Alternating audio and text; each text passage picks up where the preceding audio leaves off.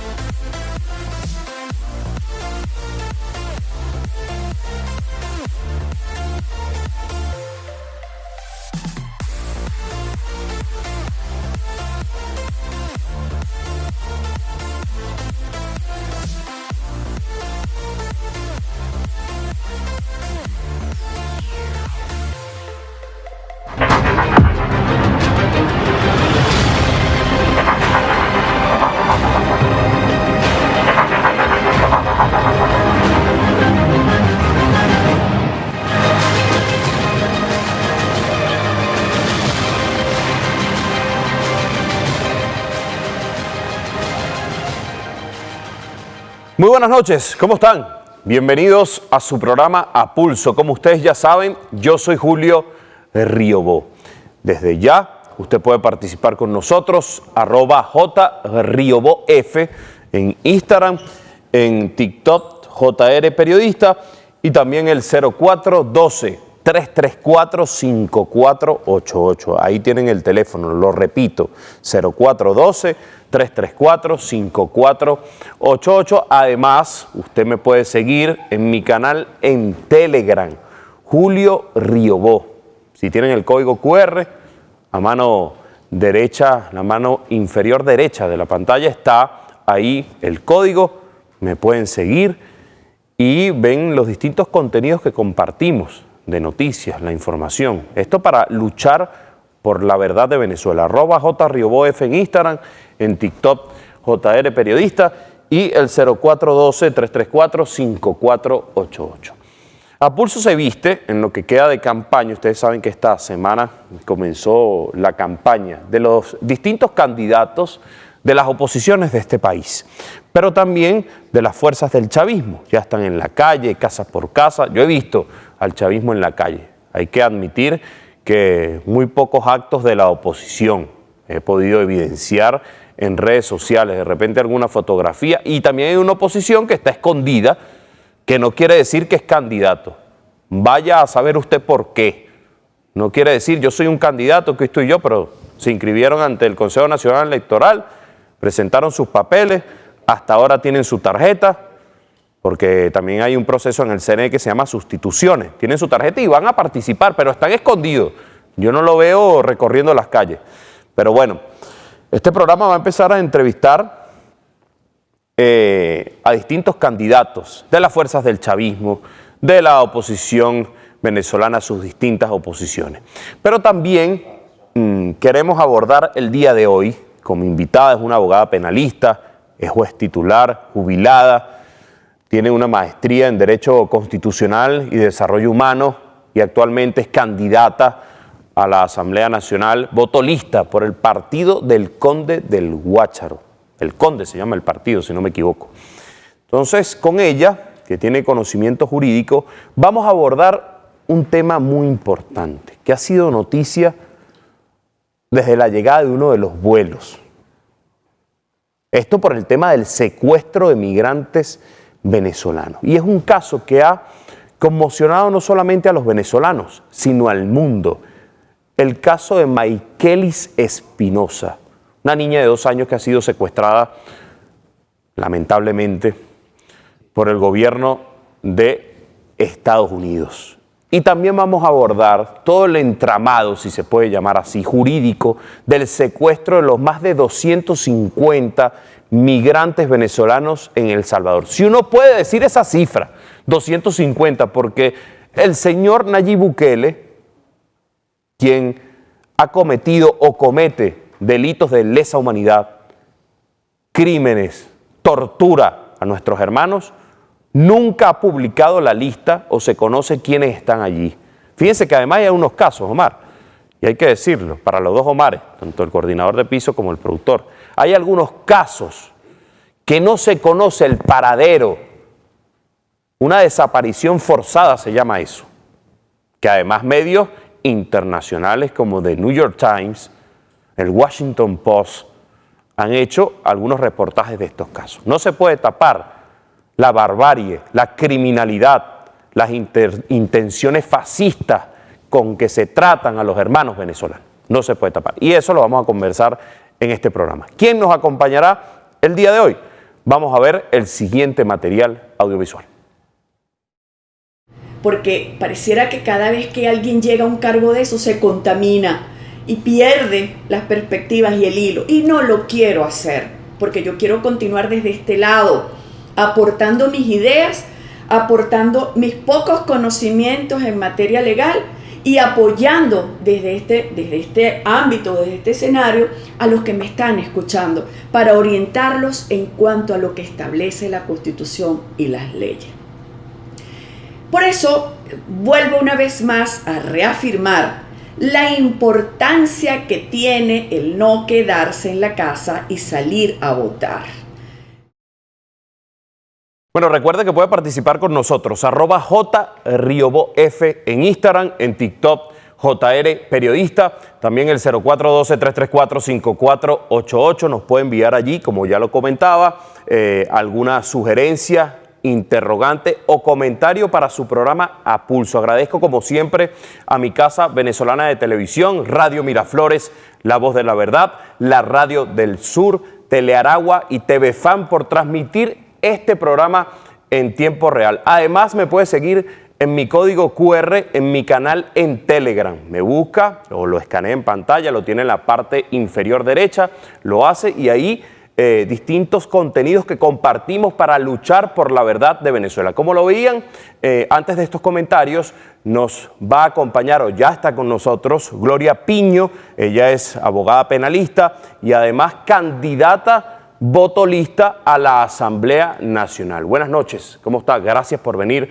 a su programa A Pulso. Nos hemos visto en otros espacios para realizar entrevistas, pero hoy estamos en la Casa de la Comunicación del Pueblo, diría yo, del canal de todos los venezolanos. Yo estoy BTV. contentísima de que me hayas invitado y te estoy agradecida, pero está pendiente todavía, estás en mora con el debate. Es verdad, hay que hacer debate, yo estoy de acuerdo con eso, hay que hacer debate. Yo le decía a mi equipo de producción, a Omar López, mi productor de siempre, que deberíamos crear ese debate que es muy bueno escucharlo, lo mismo que uno escucha en la Asamblea Nacional. Es el centro del debate, la Asamblea Nacional. A la mayoría de los políticos o que están en el rumbo de la política les gusta porque es un espacio para además no solamente debatir, sino de formación política la Asamblea Nacional.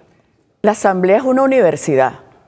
La Asamblea Nacional, te cuento que comencé a trabajar en la Asamblea Nacional cuando tenía 17 años. Y empecé como auxiliar de investigación del Centro de Documentación Legislativa. Trabajaba medio tiempo, el otro medio tiempo en la universidad, pero también solicitaba que me permitieran trabajar en las cárceles, porque era de verdad muy movida. Yo trabajaba muchísimo, me gustaba todo lo que tenía que ver con el derecho penal. Pero la Asamblea Nacional me enriqueció de tal manera, mira, trabajé en el Centro de Documentación Legislativa, de donde una vez que se elaboraban las leyes, nosotros le dábamos la forma. Luego en la Comisión de Política Interior de Diputados, después Comisión de Turismo, luego en la Comisión Legislativa.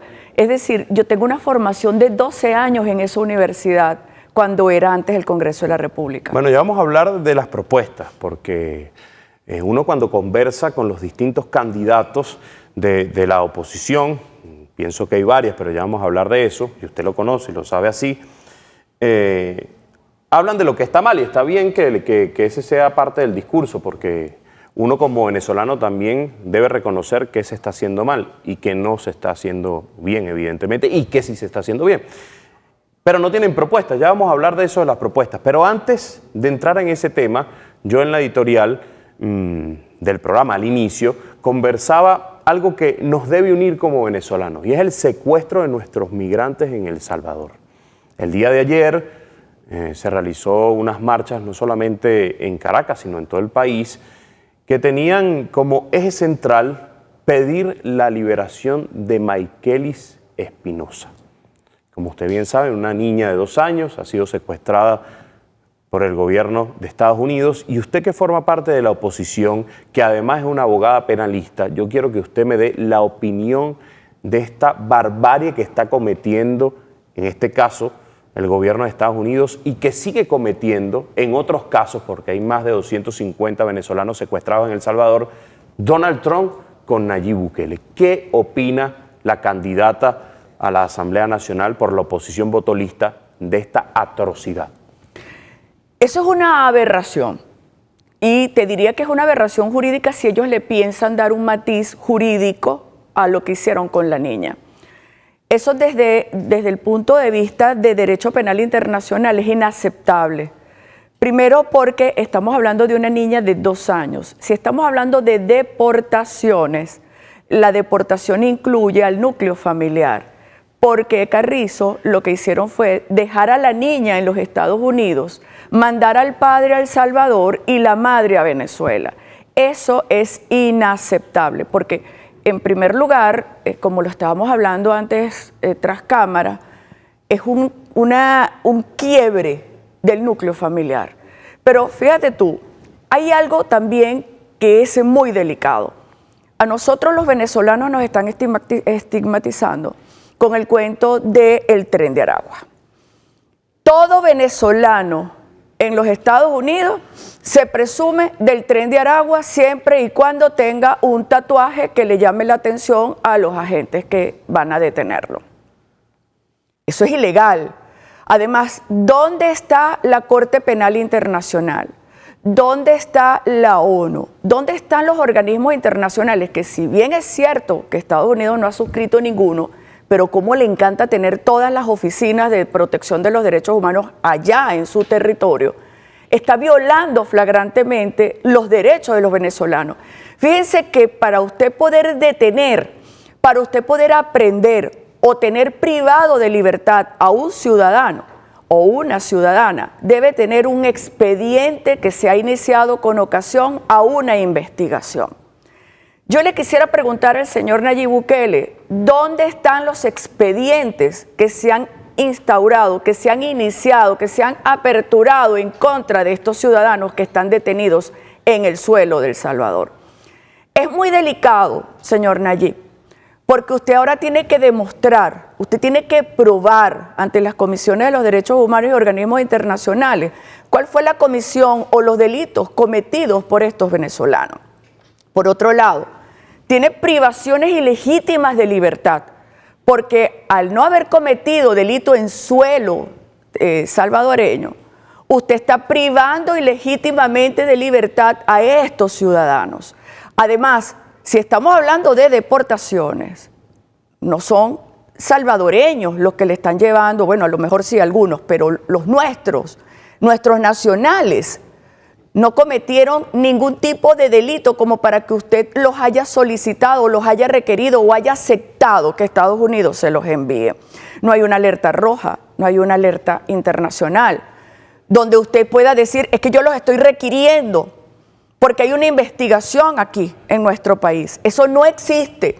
Entonces usted tiene que decirnos a nosotros los venezolanos qué va a hacer con nuestros nacionales, porque aquí no se trata de un canje de personas, porque nosotros no vamos a aceptar canje de personas, porque eso es un intercambio de seres humanos ¿Qué es eso? ¿Por Eso qué es no se puede delictivo. permitir? ¿Por qué no se puede Es delictivo. a nivel jurídico? Es delictivo. Primero porque estamos hablando si se quiere, no de explotación del ser humano, pero sí de un canje de seres humanos.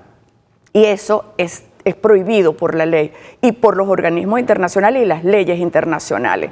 Ahora, un canje de personas cuando estamos en tiempos de guerra es factible, pero no estamos en tiempos de guerra. No hay una guerra entre Venezuela y El Salvador como para que el señor Nayib nos diga, vamos a intercambiar sus nacionales por personas que están presas en su país. Primero, ¿qué tipo de canje es ese? Porque usted piensa canjear venezolanos por políticos que usted sabe y conoce que están siendo procesados en nuestro país.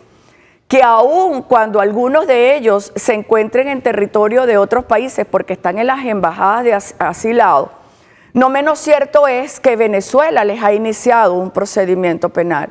¿Cómo es que usted quiere interferir en la política venezolana? Es que los venezolanos hemos interferido en su política. Es que los venezolanos hemos solicitado las actas que lo designaron a usted como presidente. Nosotros exigimos respeto absoluto a nuestra independencia, porque los venezolanos tenemos que resolver nuestros problemas y no aceptamos injerencia internacional. La única aceptación de injerencia es que estuviéramos en guerra. Entonces ahí sí pediríamos ayuda, auxilio. Estamos en épocas de guerra y necesitamos paz. Venezuela está en paz. ¿Que tenemos nuestros problemas? Sí, y muchos, así como usted los tiene en su país. Pero esos problemas que tenemos los venezolanos los tenemos que resolver nosotros. ¿Qué tiene que ver Nayib? ¿Qué tiene que ver Donald Trump en esto? O sea, tenemos que poner orden en la casa, en la suya, en la del señor Trump y en la nuestra.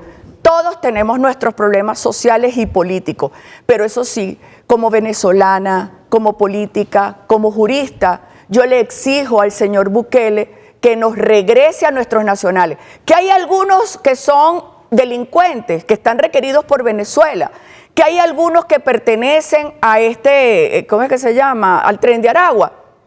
Devuélvanoslo, que nosotros veremos qué hacemos con ellos. Tenemos nuestros expedientes, los procesaremos, llevaremos adelante el debido proceso, que ojo, también ahí tenemos nosotros nuestro problema con el cuento del debido proceso, porque tenemos presos comunes aquí en Venezuela que no se les está respetando el debido proceso, así como también hay presos políticos que no se les respeta el debido proceso, pero aquí estamos los venezolanos para exigir ese respeto, y dentro del marco legal, y dentro del respeto y de la armonía.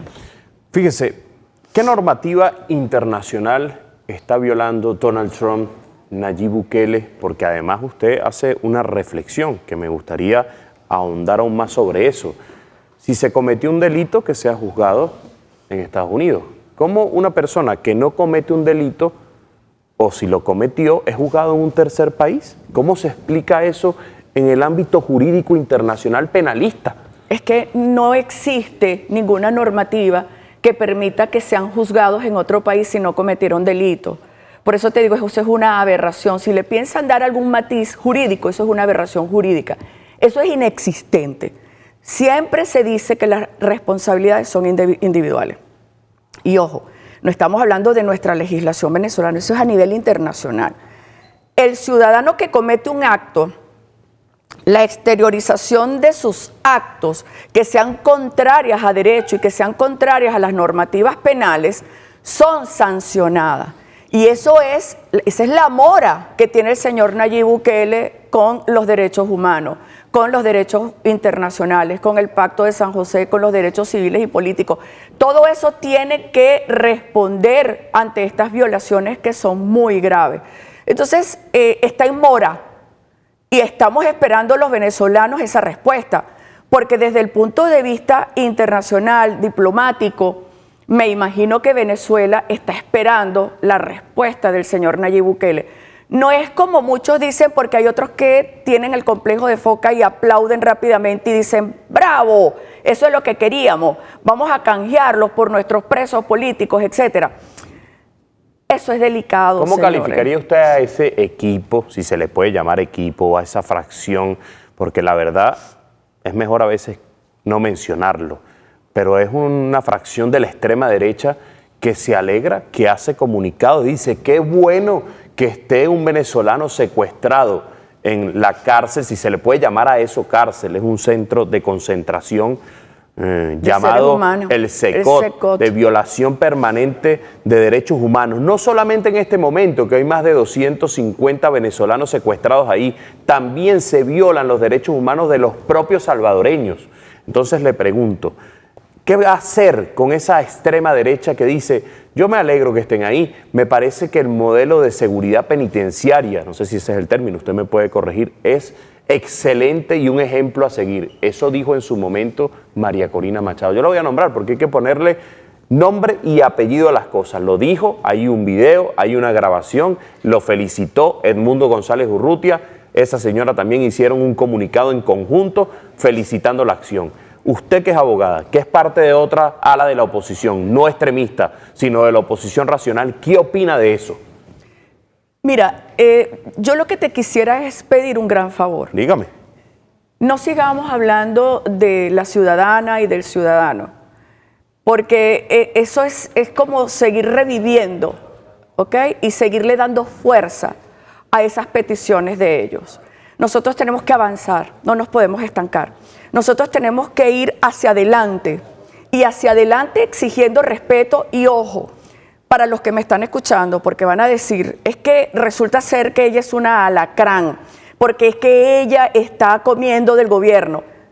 Siempre lo digo, si saben de alguien que esté cobrando en mi nombre y el gobierno les está pagando, avísenme por favor, porque yo necesito revisar eso. Es un adjetivo además que ha creado la misma extrema derecha. Claro. Que viene de ese extremismo. Lo que pasa yo le pregunto, yo reviso sus redes sociales, la reviso y leo varios comentarios. Muchos de esos comentarios que uno revisa, que son la mayoría, o no la mayoría, hay varios, que son de ataque.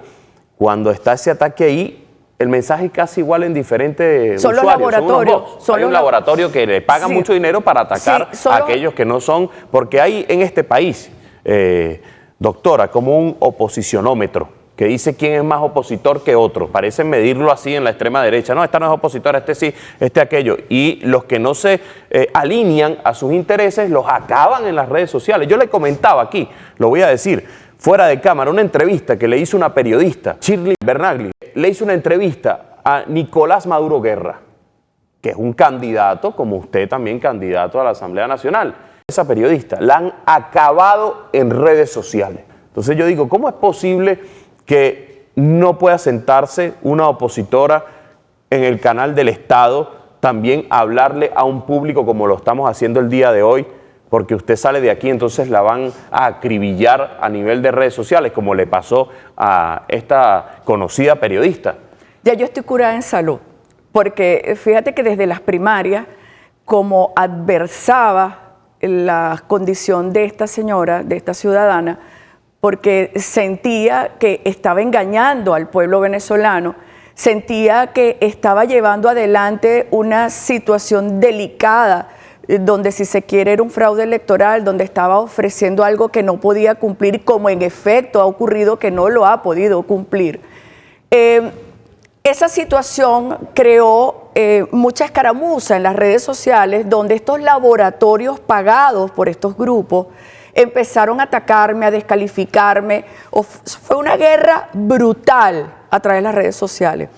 Pero lo más importante es que yo sé quién soy. Lo más importante es que conozco mi trabajo y sé hacia dónde voy. Soy una mujer respetuosa, estas manos están limpias, estas manos no han recibido dinero de nadie para sus campañas electorales. Quiero trabajar por el pueblo y para el pueblo. Quiero ser una persona que trabaje en la política, en una política seria de respeto, y para trabajar no por un grupito o por una individualidad, sino por todos, por toda Venezuela. Entonces ellos realizaron un ataque feroz, que es lo que están haciendo ahora con Shirley, como lo están haciendo con otros periodistas que están entrevistando a personas que son del partido de gobierno. Si nosotros no somos tolerantes, no vamos a lograr absolutamente nada en nuestro país. Y lo dije no una, 1000 veces. Si nosotros queremos una alternabilidad, si nosotros queremos lograr paz y respeto, tenemos que respetar a todos, porque nadie tiene por qué pensar como usted y nadie tiene por qué pensar como yo. Entonces, en la pluralidad del pensamiento, en la pluralidad de los conceptos, es donde nos crecemos como ciudadanos. Si usted no acepta que un periodista entreviste a alguien que adverse su opinión política, usted está mal, usted se tiene que revisar. Ahora me imagino que me van a empezar a atacar y a decir, ¿y qué pasó con el 28? ¿Y dónde están las actas? ¿Y dónde están las actas? Bueno, usted como ciudadano tiene derecho a ir a reclamar dónde están las actas. Usted como ciudadano que le adversaron los resultados ha podido acudir al Tribunal Supremo de Justicia a solicitar que le adversaron las actas o que no se las han presentado o que los resultados le adversaron. No lo hicieron. Basta, basta. Porque si no lo hicieron en su momento dentro de la oportunidad legal, vamos a continuar en lo mismo. Ahora tenemos una oportunidad nuevamente de oro, la Asamblea Nacional, la que elige los poderes. Y gobernadores también. El poder moral ciudadano, espérate que con los gobernadores vamos ahora, pero la Asamblea Nacional, donde vamos a elegir poder moral ciudadano, magistrados del Tribunal Supremo de Justicia, se van a legislar, vamos a hacer reformas importantes, vamos a hacer análisis de las leyes que están vetustas.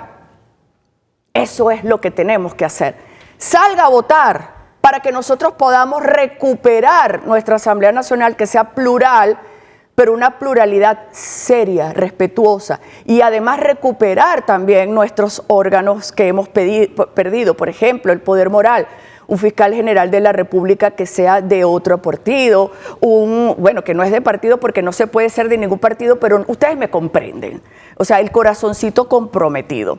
Y así sucesivamente. Entonces, si nosotros lo que queremos es lograr que el corazón no esté comprometido políticamente, sino que sea una persona objetiva, que trabaje para la ciudadanía, es su momento de salir en este momento a votar con conciencia, a votar sin odio, sin rabia. Muchos dicen que esa ley contra el odio, que no sé qué, que el pato... La ley contra el odio, señores, es importante porque vean lo que está pasando en las redes. Utilizan VPN, no se localizan la procedencia de esos mensajes porque son muy vivos. Utilizan las herramientas que, por cierto, estoy pidiendo la reforma de los delitos informáticos, la ley de delitos informáticos. ¿Cuánto dinero hay detrás de eso también, verdad? Bueno, la USAID, que destaparon esa olla y que yo estoy esperando a ver qué pasó con esa olla podrida, ya la silenciaron. Parece que engavetaron los expedientes. La silenciaron. Así dicen los abogados, ¿verdad? Sí, la silenciaron esa investigación.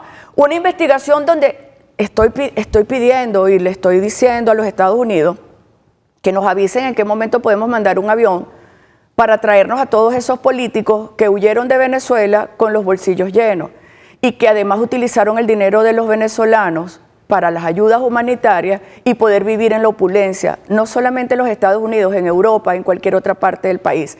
Eso es lo que nosotros estamos esperando de ustedes. Mire, y hablando de la intolerancia, habría que hacer la reflexión cómo esos intolerantes, como usted lo menciona, son los mismos que se presentan en una elección presidencial. Pretenden también presentarse ahorita como candidatos, algunos de esos intolerantes, como Enrique Capriles. Yo vi por allí, creo que está también de candidato en el estado Miranda. Ha salido esta semana este joven que quiso meter los drones para asesinar al presidente Nicolás Maduro, Juan Requesén. Tomás Guanipa. Los intolerantes quieren presentarse como ahora candidatos corderitos para estar en un cargo de elección popular. ¿Cómo se entiende eso? ¿Cómo el intolerante quiere ser gobierno, pero ataca y acaba con una periodista, acaba con aquel que piensa distinto, con usted que tiene una posición diferente al chavismo y la atacan por eso?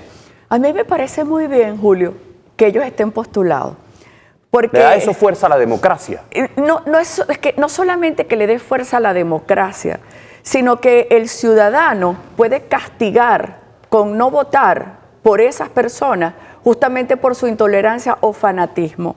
El ciudadano es el que puede decir basta, ya no queremos continuar repitiendo los errores del pasado, porque parece mentira.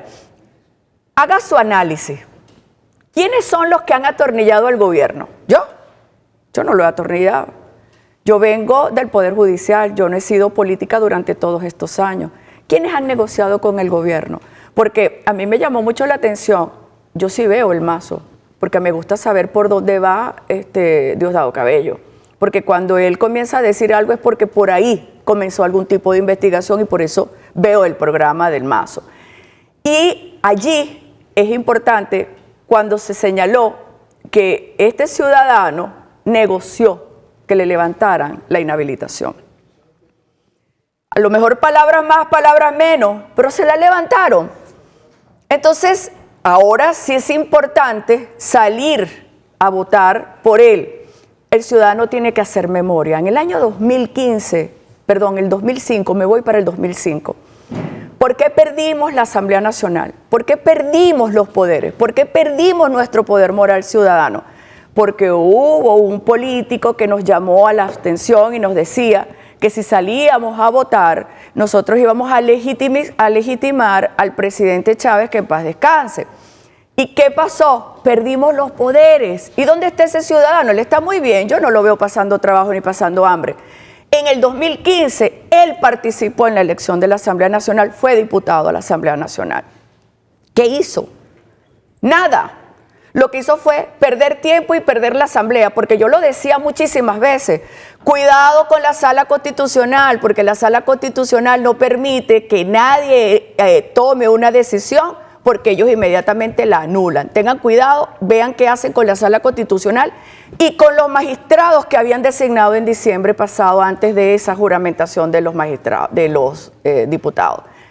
No prestaron atención a mi llamado. Y entraron en un desacato, yo lo recuerdo. No prestaron atención y comenzaron desacato tras desacato. Comencé a darle mi opinión jurídica. Si ustedes revisan mis cuentas, mis redes, con todas las de la ley, ustedes se van a dar cuenta de cómo ha sido mi trabajo de crítica constructiva hacia esa oposición que lo que hizo fue atornillar más al gobierno. Es decir, que si usted llegara en este momento, en la elección del próximo 25 de mayo, a tomar un curul importante en su escuela, como usted lo llama, la Asamblea Nacional, usted no va a ser como Henry Ramos Alú, que va a decir que en 6 meses va a sacar al presidente Nicolás Maduro. Uno de los grandes errores de esa Asamblea Nacional que hoy se dice vigente en el mundo, usted lo sabe. Sí. Y Nora Figueira dice que no vive, que ella vive de criar abuelos en Sí. España, pero tiene una reunión de sesiones que se convocan vía streaming, donde cada uno de esos diputados, supuestos diputados, cobran mucho dinero por eso.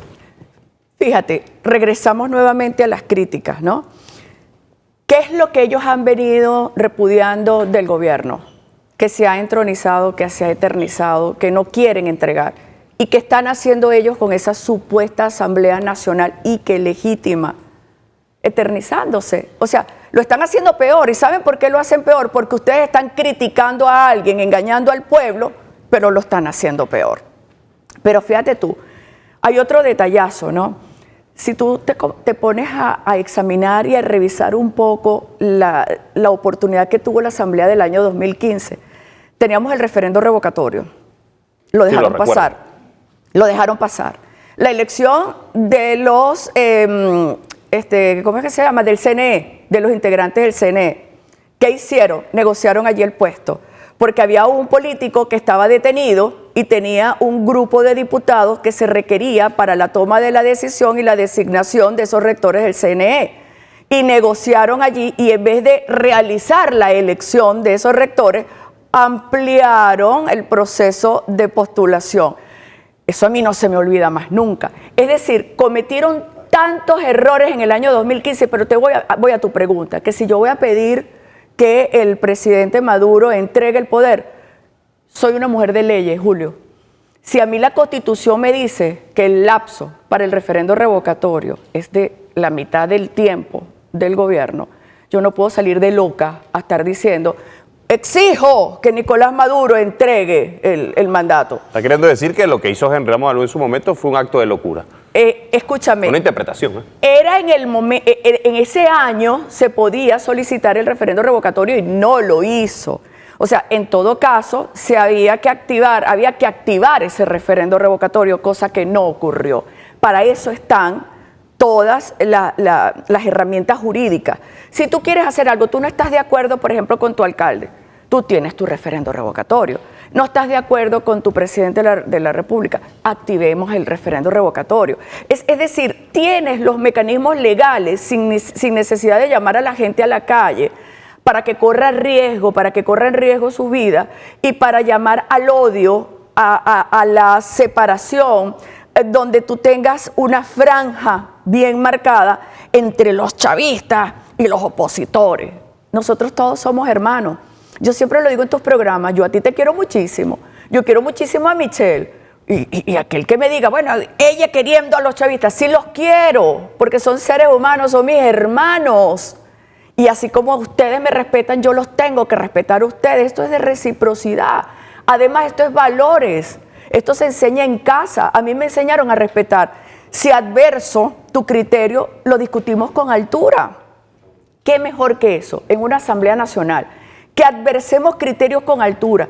Que si nosotros escuchamos que se alza la voz y se empieza a gritar, a faltarle respeto a una dama o a un caballero, que uno se levante y les recuerde las normas, que les recuerde cuáles son los valores que tenemos que incentivar en una asamblea, para que el pueblo venezolano lo vea y diga, este sí es un parlamento de altura. Fíjate cómo se elevan las voces, pero para exigir respeto se bajan los niveles y se respeta. Eso es lo que estamos buscando. Entonces, Venezuela tiene que despertar. Venezuela tiene que despertar y exigir que existan nuevos liderazgos, que existan nuevos rostros en la política, que ciertamente tú puedas exigirle a alguien en la calle, no como ahorita. Ahora todo el mundo besa a las abuelitas, ahora todo el mundo va a los sectores populares, ahora todo el mundo recuerda las necesidades de cada uno de los sectores que representa. Pero ¿por qué ese diputado no ha salido durante todo su periodo a besar a la abuelita, a preguntarle a los sectores populares, a preguntarle a sus vecinos qué necesitan para poder elevar su voz ante la Asamblea Nacional? Hay algunos que sí, yo de eso difiero. Hay algunos que yo he visto o un Estado que está muy cerca del más necesitado, y que recorre. Yo no digo que sea todo. Yo recuerdo aquella brigada, no sé si usted lo recuerda, de la Asamblea Nacional, que se llamaba Brigada 256. Era una solicitud del presidente que estuvieran en la calle. Pero bueno, como usted bien lo dice, hay unos que sí, otros que no. Yo no generalizaría. Es cierto, doctora. Tienes toda la razón. Cometí el error de generalizar porque sí. Hay personas que se dedican realmente a la política y se dedican al pueblo, y que se a los sienten ciudadanos. del pueblo. Sí, es cierto, es malo generalizar y recojo mis palabras. Pero te repito, ¿lo vemos o no lo vemos en su mayoría? Yo, por ejemplo, cuando fui a la asamblea este año, porque estábamos en esta mesa... Cuando la convocaron por los partidos. Sí. También usted fue al Tribunal Supremo de Justicia, Sí, yo lo cómo recuerdo. no, sí, cómo no. Y muchos me atacan ahora y me preguntan, bueno, y ahora te postulas y no estás asistiendo al conde. Lo asisto, me postulo, claro, lo asisto y me postulo. Mi condición de abogado no la voy a perder porque sea diputado de la República. Mi condición de abogado no la voy a perder porque ostente algún cargo público. Entonces, pero para allá van esos ataques, ¿no? Entonces sí fui al Tribunal Supremo de Justicia. Si tengo que volver a ir, iré al Tribunal Supremo de Justicia. Lo más importante para optar a un cargo de elección popular es claro y sencillo. Hay que reconocer a las instituciones. Hay que reconocerlas, pero... Más allá de que usted puede tener alguna crítica. Para optar a un cargo necesitamos tener las condiciones. Por ejemplo, yo tengo mis críticas, pero duras, contra la elección de los magistrados del Tribunal Supremo de Justicia. Mis críticas duras contra algunos ministros, contra algunas personas que ocupan cargos importantes. Tú no puedes improvisar, adaptar o superar. Tú tienes que ser experto, tú tienes que ser especialista en esa materia. Tú no puedes ser, por ejemplo, un civilista y estar en la sala penal, porque tú tienes que saber, tú tienes que haber tenido trayectoria en el área penal. Tú tienes que haber recorrido todo lo que tiene que ver con el sistema de justicia, haber sido juez, mínimo haber sido juez, mínimo tener un doctorado. Tú ves aquí jueces de la República, algunos, porque no quiero volver a generalizar.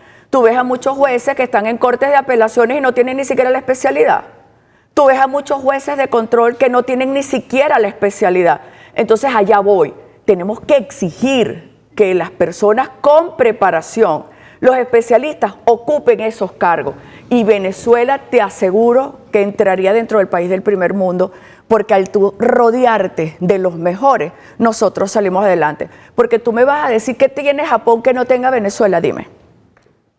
Nosotros somos un país con mayores recursos. Dice por ahí, Venezuela lo tiene todo. Todo. Fíjese, yo quiero también contarle una anécdota, yo diría periodística.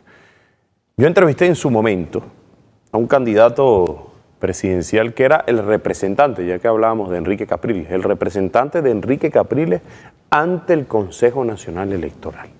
Me entrevisté, me pregunté, y ese señor me dijo algo muy, muy interesante. Me dijo, mira, cuando Enrique Capriles, hablando de lo que usted me recordaba o rememorábamos el año 2005, yo voy a hablar del 2013. Cuando Enrique Capriles perdió contra el presidente Nicolás Maduro, porque así fue, el representante de Enrique Capriles lo llamó desde la sala de totalización del Consejo Nacional Electoral y le dijo, hermano, tú tienes que reconocer el resultado de que perdiste. Creo que en ese momento eran 300.000 votos, no lo recuerdo, pero perdió. No puede perder, usted puede perder la Asamblea Nacional por un voto, pierde. Que perdió, perdió. Así es. Sean las razones. Bueno, por 300.000 en ese momento, creo que después esa brecha aumentó. Pero el hombre lo llamó y le dijo eso. Acto seguido, ¿qué sucedió? Enrique Capriles no reconoció los resultados del Consejo Nacional Electoral. Le quiero preguntar esto porque también le voy a pedir disculpas a la audiencia. Me separé del gran tema también de los migrantes. Ya vamos a volver a entrar allí, porque tengo un comunicado y una noticia que quiero leerle. ¿Qué hizo? No reconoció. ¿Cómo? Más allá de que usted dice, está bien que estén inscritos allí, pero ¿cómo se puede explicar, usted como política ahora que ostenta un cargo de elección popular, que aquellos, los de siempre que no reconocen las instituciones, los de siempre, esto es un guión repetido, no lo digo yo, lo dice el doctor Jorge Rodríguez, jefe del comando de campaña Ven 25 más, dice, pero hemos visto siempre eso, cuando ellos ganan sí es muy bueno el Consejo Nacional Electoral, usted lo sabe, pero cuando pierden no lo reconoce. Yo veo muchos en esta elección que han estado, unos en acciones terroristas, otros en acciones fascistas, otros en robo a la República. Son ahora gobernadores como Manuel Rosales. Es una realidad. Uno recuerda a Manuel Rosales con sus manos metidas en monómero, eso pasó. No reconoció al Consejo Nacional Electoral, pero hoy, bueno, se inscriben ante el CNE como candidato. ¿Cómo se puede entender que yo hoy sí reconozco, no reconozco las instituciones, pero me inscribo bien campante y le digo a la gente, vote por mí, pero dentro del mismo día, 26 de mayo, día lunes, puede decir esa persona que dijo voten por mí que el resultado no fue confiable? Bueno, hay dos cosas. Reconocer la institución, que es fundamental, pero si el resultado me adversa, la ley me protege y me permite utilizar los herramientas y los mecanismos necesarios porque me adversó el resultado y puedo activar ese mecanismo. Usted haría como hizo Enrique Capriles, que también lo recuerdo, hay que decirlo. Enrique Capriles impugnó lugares donde había ganado. Ah, bueno, no, pero es que yo no puedo, pero imagínate, o sea, yo no puedo llegar y decirte, no, es que yo voy a impugnar, yo no puedo anticiparme a los resultados. No, pero le digo, ¿cómo uno a alguien que va en contra, que tiene las leyes, porque usted dice, bueno, hay mecanismos jurídicos para cuando no se está claro de un resultado, va a impugna, como hizo Enrique Capriles en el año 2013, porque fue al Tribunal Supremo de Justicia o al CNE, tal, hizo todo, impugnó mesas que había ganado. Bueno, no te puedo dar respuestas sobre ello porque suceden, tendría él que estar acá y darte su respuesta. Lo que te puedo decir es que estoy clarísima que aún, por ejemplo, cuando voy a una institución, como por ejemplo algunos tribunales, algunas salas del Tribunal Supremo de Justicia, no estoy de acuerdo con algunas designaciones, pero lo respeto. Respeto las decisiones que se toman aún cuando me adversen. Que no las comparta es otra cosa, pero hago mis críticas constructivas sobre ello. Y con el CNE lo mismo, la institución es esa, hacia dónde tenemos nosotros que ir y a dónde vamos a acudir para poder activar un proceso electoral. ¿Es el CNE o es que hay un CNE legítimo? Es que eso no existe. De repente aquellos que llaman el CNE ad hoc, ay, bueno. O el interinato del CNE, porque hay algunos que usted sabe que hay un Tribunal Supremo de Justicia en el exilio. Correcto, que no ha emitido una sola decisión, no ha emitido un solo pronunciamiento. No, y cuando trató de emitir un pronunciamiento, yo recuerdo también esto, hablando de las elecciones del pasado 28 de julio, cuando fueron a decir el nombre del supuesto ganador, que era Edmundo González, que ellos decían que era Edmundo González, el señor ese, que no sé cómo se llama, el presidente del Tribunal Supremo de Justicia en el exilio, fue a decir, Omar, el nombre, y cuando lo va a mencionar se le olvidó. No sé si usted vio ese video. Sí, mira, pero escucha esto. Lo digo en casi todos mis videos cuando me preguntan, por ese Tribunal Supremo en el exilio. La única respuesta que les doy es, ¿cuáles de esas decisiones que han dictado ellos, si hay alguna, usted las ha podido llevar adelante o ha exigido que se acaten? Ninguna. Usted, si quiere dirimir algún tipo de conflicto y tiene que acudir al Tribunal Supremo de Justicia, usted no le queda de otra que introducir su escrito allí y dirimir su conflicto ante el Tribunal Supremo de Justicia si es que le corresponde allí si es que le corresponde allí por tratarse de la instancia, ¿no? Pero vámonos a los tribunales de instancia. Usted va a dirimir un conflicto, usted tiene que acudir a un tribunal de primera instancia o usted va a acudir a algún tribunal en el exilio. No le queda de otra. Si usted tiene que pagar sus impuestos, ¿a quién le va a pagar a los impuestos? No es al CENIAT. Si usted no paga sus impuestos, ¿quién es el que le va a pechar con una multa? Es el CENIAT. Si usted no cumple con una decisión de un tribunal, ¿quién es el que lo va a buscar? Si el tribunal le dicta una orden de aprehensión, ¿qué va a decir usted? Es que tú eres ilegítimo, yo no la acato. Pongamos los pies sobre la tierra, por favor. Mire, regresando al tema que yo me desvié, porque esta atrocidad, esta barbarie, hay algunos que dicen que se cometen crímenes de lesa humanidad, lo que está sucediendo, secuestro, extorsión, porque no es un canje, es un chantaje y una extorsión lo que se quiere hacer, algunos dicen eso. Pero Estados Unidos, para tapar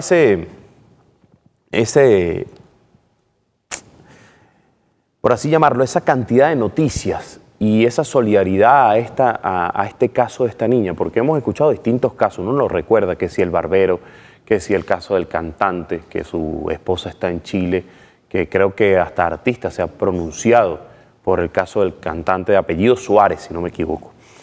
Fíjese, Estados Unidos escribe lo siguiente en un comunicado que habría que analizarlo. Dice, el padre de la menor, Michael Espinosa Escalona, es teniente, porque además le ponen sin conocimiento un rango casi que militar. Dice. Okay. Es teniente del Tren de Aragua y supervisa homicidios, venta de drogas, secuestros, extorsión, tráfico sexual y opera en una casa de tortura. Eso pone en un comunicado de Estados Unidos. Después dice, la madre de la niña. Pero opera, todos esos delitos los está cometiendo ¿dónde? ¿En los Estados Unidos o en El Salvador? Lo cometió en Estados Unidos y lo mandaron a este señor. Entonces, ¿por qué no es juzgado en los Estados Unidos? Pero fíjese, voy a seguir leyendo para analizarlo. Dice, la madre de la niña, Yoreli Scarlett Bernal Inciarte, supervisa el reclutamiento de mujeres jóvenes para el narcotráfico y la prostitución. ¿En dónde? Todo esto en Estados Unidos supuestamente era lo que lo hacía. En suelo estadounidense. En suelo estadounidense. Estos inmigrantes ilegales entraron al país ilegalmente y contaban con órdenes judiciales de deportación definitivas, anotó el Departamento estadounidense en un comunicado. Luego ponen otra cosa. En su comunicado indicó que en colaboración con el Departamento de Salud y Servicios Humanos, el menor excluido de la lista de vuelo de deportación permanece bajo el cuidado y la custodia de la Oficina de Reubicación de Refugiados y actualmente se encuentra con una familia de acogida. ¿Es legal eso? Bueno, vamos a hacer el análisis. El primero, por eso te pregunté, ese comunicado señala en qué suelo se están cometiendo esos delitos que ellos están indicando. Si esos delitos los están cometiendo en suelo estadounidense, ellos han debido ser juzgados allá. Ellos no pueden ser deportados a El Secot, a El Salvador. En todo caso, si Venezuela los requiere, es porque seguramente en Venezuela tienen un proceso penal instaurado y se emite una alerta roja y por lo tanto se pide que se entreguen de inmediato a esos nacionales. Pero si tú no estás cometiendo el delito, por ejemplo, en Venezuela, esos señalamientos que le hacen a la mamá de la niña y esos delitos no están cometidos en suelo venezolano, ni tampoco se ha iniciado una investigación relacionada con eso, ¿cómo Venezuela puede ingresar a esta señora, detenerla, privarla de su libertad y mandarla a un penal en Venezuela? Es imposible. Entonces, ¿qué hizo Estados Unidos? Estados Unidos, contrario a derecho, emite órdenes de deportación contra ciudadanos que cometieron delitos dentro de su territorio de la República a El Salvador. El Salvador, obviamente, no puede conocer, no puede procesar y no puede iniciar ningún tipo de investigación de un delito que se cometió en suelo estadounidense. Debieron darle la libertad inmediata y, de hecho, si se solicita mediante amparo que se restituya el derecho de esos venezolanos, El Salvador tiene que de inmediato darles la libertad, porque si no existe proceso abierto en contra de cada uno de ellos y no hay un tribunal que conozca de su causa, ese tribunal debe de inmediato proceder a emitir órdenes de excarcelación y mandar a nuestros nacionales a territorio venezolano. Yo comentaba, yo lo veía hace unos días como que Venezuela estaba sirviendo, porque es un mensaje claro que envía también Estados Unidos con Donald Trump y Nayib Bukele, un mensaje de destruir a la familia. Yo sé, usted lo decía ahorita al inicio, Sí. pero también yo decía, yo no soy como el mejor para hacer este análisis, porque yo no debería opinar, pero también uno ve ciertas cosas y uno dice, bueno, Venezuela está sirviendo en este momento como carne de cañón para varios experimentos de la deportación. Se lo digo esto porque además al día de ayer se conoció vía redes sociales una familia cubana que está pasando por lo mismo. Por lo mismo tiene también un infante secuestrado en Estados Unidos y no se descarta que uno vea también ahora, que uno lo vea, lo analice, que esto le pase a los argentinos, a los colombianos, a los chilenos, a los brasileños, porque yo recuerdo las imágenes, usted lo debe recordar, de cómo eran tratados. El presidente Nicolás Maduro, más allá de las diferencias que usted puede tener con la alta política o con parte del chavismo, decía una gran verdad que debería estar en este momento en todos los titulares del mundo. Venezuela es el único país, no sé si usted lo reconoce, por eso le quiero hacer esta pregunta, que agarra su avión, lo traslada a otra nación y busca a migrantes venezolanos. Eso no lo hace otra gente. Se lo dije esta mañana a mi esposo. Esta mañana, sin haber escuchado eso, esta mañana le comenté en el desayuno a mi esposo que es impresionante, aun cuando yo difiera de la política del presidente Nicolás Maduro, de algunas, porque no de todas, porque hay unas que sí me gustan, pero hay otras que no. El único país que realmente utiliza su avión para ir a buscar a sus nacionales es Venezuela. El único país que está empeñado en traerse a sus migrantes es Venezuela. Y eso hay que aplaudirlo. Fíjese, voy a leer una noticia también de este tema ya para entrar en las propuestas que usted podría llevar a la Asamblea Nacional. Ya me dijo una por allí, de delitos informáticos, ¿no? Ya vamos a hablar de otras. El país de España, que no es cualquier medio ni pro Venezuela ni nada de eso, dice, un jefe pandillero liberado por Bukele revela sus pactos con el gobierno de El Salvador. Una noticia de hoy, esto es de hoy. Charlie, líder de una facción del barrio 18, detalla cómo empezaron los acercamientos con el circuito del presidente en una entrevista con El Faro. Y dice lo siguiente, párrafo muy corto, lo voy a leer. Mientras miles de inocentes permanecen en las condiciones inhumanas en las cárceles de El Salvador, uno de los más reconocidos líderes pandilleros del país centroamericano, Carlos Cartagena López, alias Charlie de Ibu, fue liberado en secreto por el gobierno del presidente Nayib Bukele y ha ofrecido una entrevista mostrando su rostro y contando detalles sobre sus pactos al medio digital, El Faro. Entonces, por eso le digo, ahí hablando de este tema, también hay violación de derechos humanos en El Salvador. Claro, pero esto se lo pregunto, más allá de la crítica que usted hace, es porque realmente los que están presos en este momento en El Salvador, porque Nayib Bukele ha impulsado una campaña por redes sociales, porque usted sabe que la maneja, él tiene millones de seguidores en TikTok, millones de seguidores en Instagram y en otras redes, realmente no es que ahí se está castigando a las pandillas, no, realmente es que ahí lo que hay es que están pagando los menos importantes de las pandillas. En todas partes, Julio, en todas partes. Tú ves aquí cualquier cantidad de delincuentes, estafadores, personas que han cometido no uno, muchísimos delitos están en la calle, pero anda a los penales y ve cuántas personas están allá sin audiencia preliminar desde hace 4 años, 5 años, sin un juicio, y el Código Orgánico Procesal Penal te habla que tú tienes que tener 2 años de proceso máximo y si no te tienen que liberar.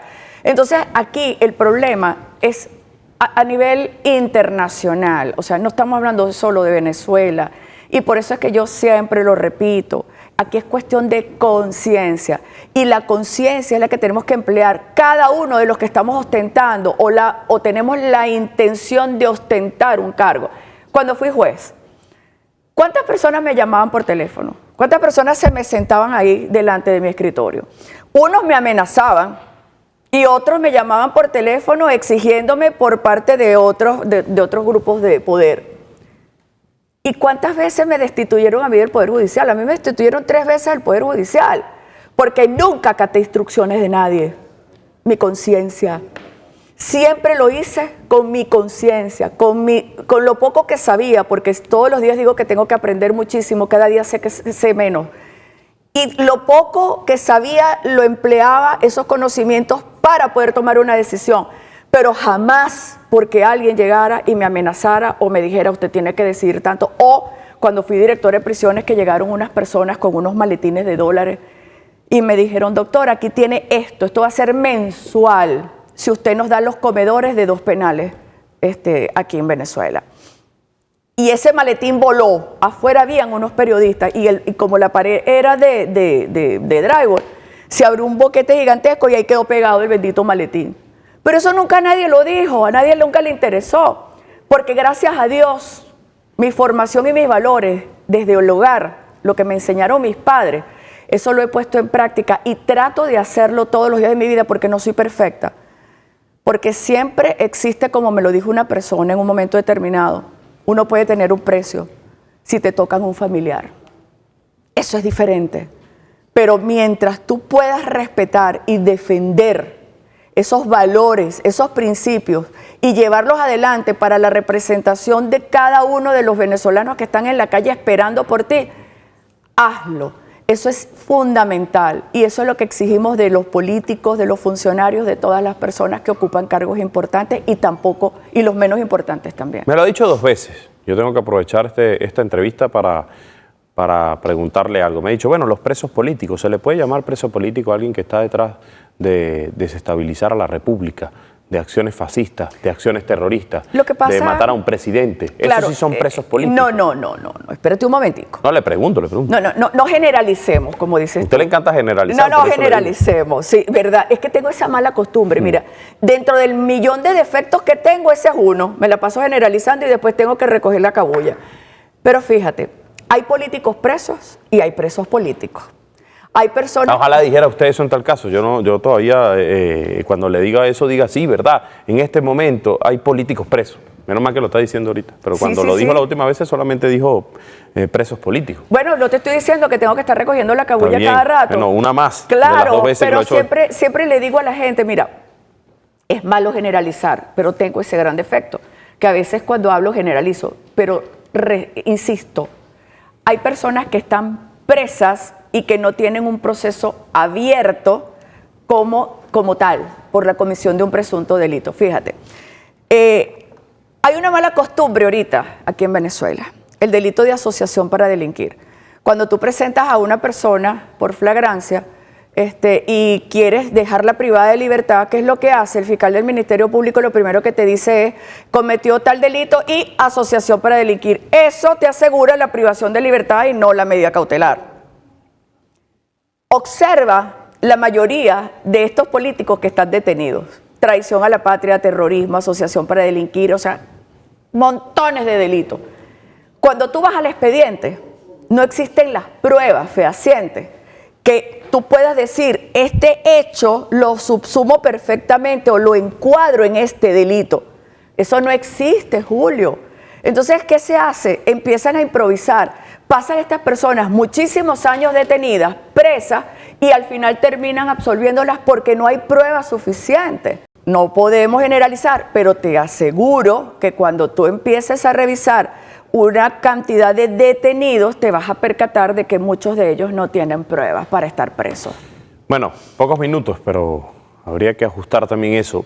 Las propuestas, usted me hablaba de algunas leyes, me decía la ley de delitos informáticos. ¿Qué otra que revisar? Mira, la codificación del Código Penal, porque se han descodificado las leyes, han proliferado, tú sabes que los aparatos no me dejan hablar bien ahora, han proliferado las leyes penales. Eso tiene que estar todo en el Código Penal, nosotros tenemos que codificarlo. Pero hay algo que quiero decirte, quiero luchar, pero quiero luchar mucho porque se haga la reestructuración del Poder Judicial. Es una propuesta que usted lleva. Sí, exigir con carácter de urgencia la reestructuración del Poder Judicial.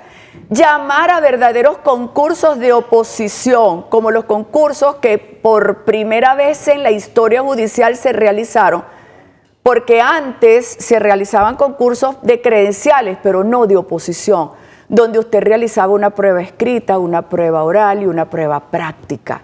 Eso tiene que regresar, no las designaciones a dedo. Entonces quiero solicitar urgentemente la reestructuración del Poder Judicial, la reforma de la Ley de Violencia contra la Mujer. Hay que hacer una reforma urgente porque primero es violatoria del derecho a la igualdad. O sea, aquí estamos hablando de violencia de género, pero también tenemos muchos hombres que han sido víctimas de violencia. ¿Qué es que nosotras tenemos una particularidad porque somos las más vulnerables y porque a lo largo de la historia las mujeres han callado y han sufrido? Cierto, pero vaya a los tribunales de violencia y vea realmente cuántas mujeres realmente maltratadas están siendo atendidas por los tribunales. Hay muchas sinvergüenzas que están utilizando esta ley para hacerse de dinero o de algunos bienes. Eso también hay que reformarlo, hay que revisarlo. Te hablé inclusive de la ley contra el odio. La ley contra el odio también hay que chequearla, porque no se puede concebir que hay penas que sean superiores a los delitos al delito de homicidio. Entonces tenemos que chequear realmente lo que establece el tipo penal, la conducta del sujeto, si realmente esa conducta es susceptible de aplicabilidad de una pena tan elevada. Es decir, es extremadamente punitiva y tenemos que ajustar cada conducta sobre la base de lo que se realizó y del efecto que se realizó con esa conducta contra el odio. En 30 segundos, ¿dónde queda el llamado de abstención de algunos sectores? No, o sea, no vaya a cometer esa torpeza de atender el llamado de la abstención. Usted tiene que participar, usted tiene que hacer como lo digo yo en muchas ocasiones. A mí me llaman a concursar o a participar o a votar por la cantina, por cualquier cosa y yo voy y voto. Porque si quiero criticar, si quiero decir que alguien está haciéndolo mal, lo tengo que hacer con un legítimo derecho como es la participación, elegir a las personas que van a ocupar cargos tan importantes como gobernadores y diputados a la Asamblea Nacional. Bueno, le agradezco por haber venido a mi casa venezolana de televisión. Bueno, mi casa también, claro, el canal de todos los porque es el canal de los venezolanos. Bueno, gracias por haber venido a gracias a ti, Julio.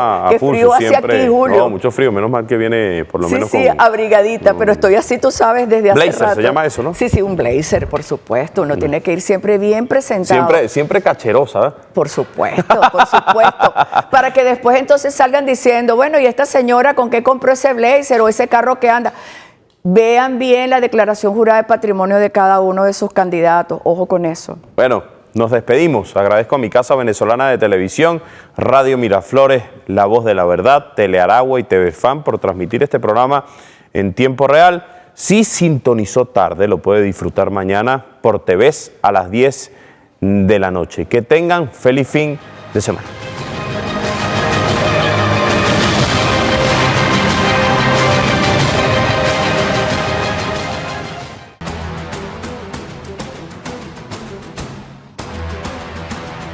Tenemos una industria bien avanzada en su recuperación, en molinos, calderas, fábricas, una industria remasterizada totalmente. Miren todo lo que hemos logrado en escasamente 2 años y en nuestro primer año lo logramos.